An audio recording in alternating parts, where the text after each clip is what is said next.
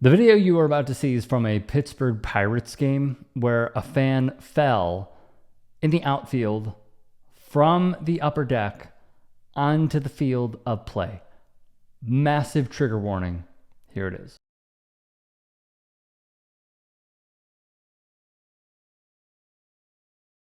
These were scary scenes, to say the least.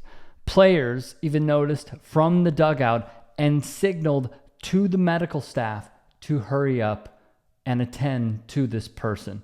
Here is another video after the fall. We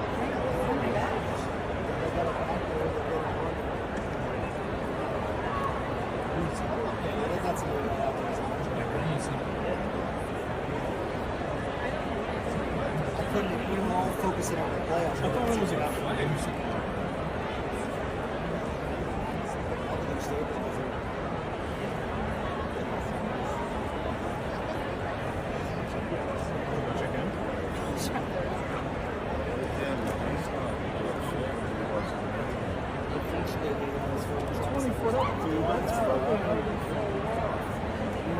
Stumbled and went over. What else or what? Too drunk? I don't know. Didn't see it. Outfield, so.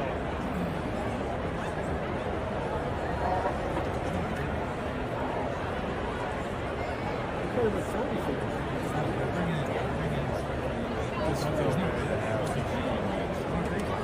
The team trainer.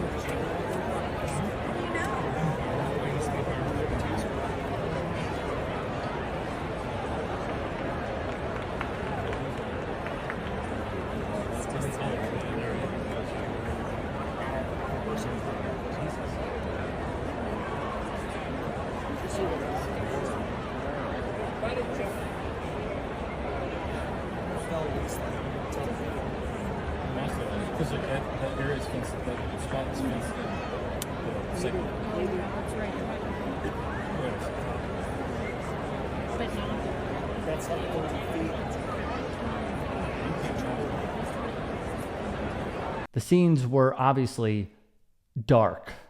Very, very dark.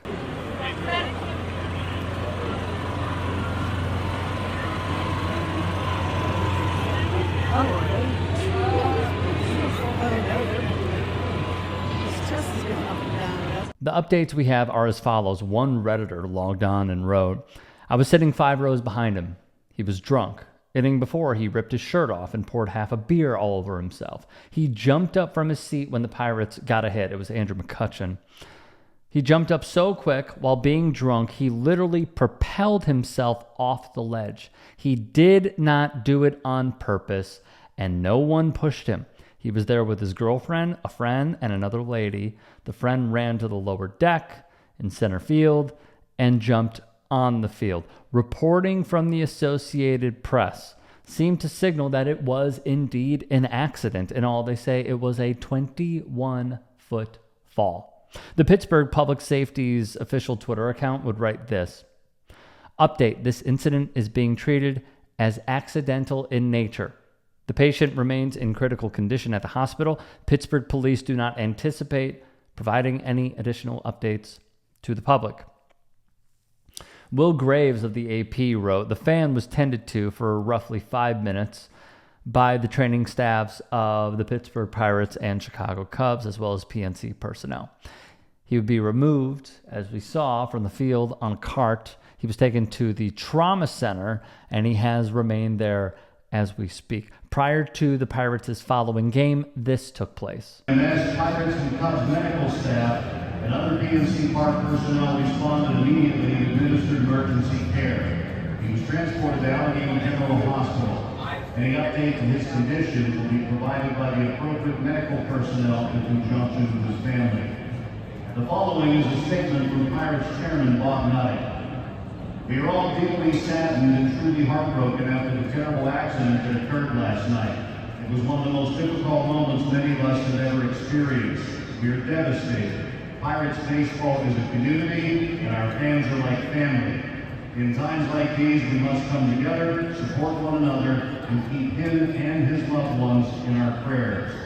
We also want to thank and appreciate the efforts of the first responders who rushed to his attention and provided him with compassionate care.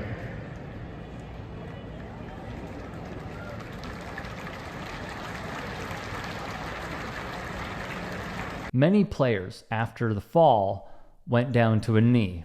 Others prayed. Andrew McCutchen, who wears a cross necklace, pulled it out. The scenes were just tough. Just really, really, really tough to watch. Pirates manager Derek Shelton would say, "I want to offer thoughts and prayers with the incident that happened earlier in the game and thank both our medical staff, the Cubs' medical staff, EMS, everybody that got to the gentleman, and just ask everybody to keep him in your prayers. From MLB.com. The right field wall at PNC, as I stated, 21 feet tall in honor of Roberto Clemente, who wore the number, RIP, to one of the greatest ever to do it. According to the PNC Park architect of record, the railings above the Clemente wall measure 36 inches, exceeding the current code requirements of 26 inches. Andrew McCutchen, who, again, had that hit to give the Buccos the lead, would tweet, "Truly hate what happened tonight. Can't help but think about that guy, his family and friends. I pray tonight for him. Let us think about his loved ones and hug our families a little tighter tonight. I hope he pulls through. May God bless you all. Good night." Graves would rightfully recall in 3 paragraphs a few different incidents that took place, including when a fan of the Atlanta Braves flipped over the guardrails from the upper deck. Years prior, a firefighter named Shannon Stone fell 20 feet after an attempt to grab a foul ball that was tossed into the seats. The Rangers would raise the guardrails while the Braves would settle a lawsuit. There's going to be a lot of discussions, okay, about how this should be treated, and should there be netting, or should there be extra precautions. This is a league that fought off having netting around first base for many years. I will tell you, at one point, I had the luxury of sitting pretty close. I was invited at Fenway Park, and it felt dangerous, honestly. It did. But then we saw what happened in Japan and how their leagues have netting all around the ballpark. The fans don't mind. So for those that are calling for direct action to be taken, I'm open to the idea. I entertain the idea, but I'm being very, very honest with you. This is a league that is stuck in the past. They are trying to think of different ways to innovate. If this were to happen, it should have happened a long time ago. And I'm very pessimistic that it will, because the leadership within this sport is just outdated, to say the least. Prayers up to the kid, the guy. I do not have an update at this time.